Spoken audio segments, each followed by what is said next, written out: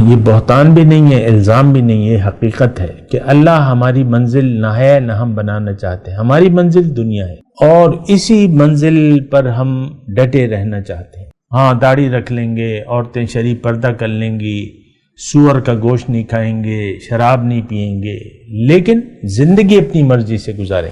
زنا نہیں کریں گے، چوری نہیں کریں گے، حرام نہیں کھائیں گے.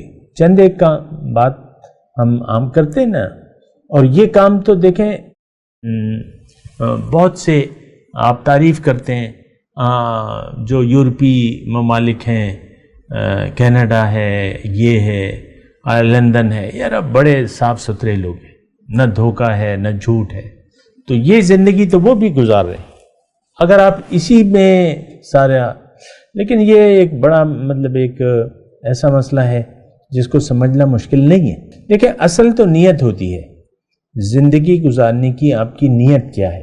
تو نیت اگر آپ کی خراب ہے اور نیت اگر آپ کی دنیا بن گئی، اب چاہے جتنے بھی آپ نیک اعمال کریں، دراصل اللہ کی فرما برداری تو آپ کر ہی نہیں سکتے. لباس تقویٰ آپ پہن ہی نہیں سکتے، یہ میں نے آپ کو بتا دیا ہے. جو اعمال نیک ہوں گے دراصل وہ اعمال بد میں لکھے جا رہے ہوں گے، کیونکہ آپ کی تو نیت ہی خراب ہے.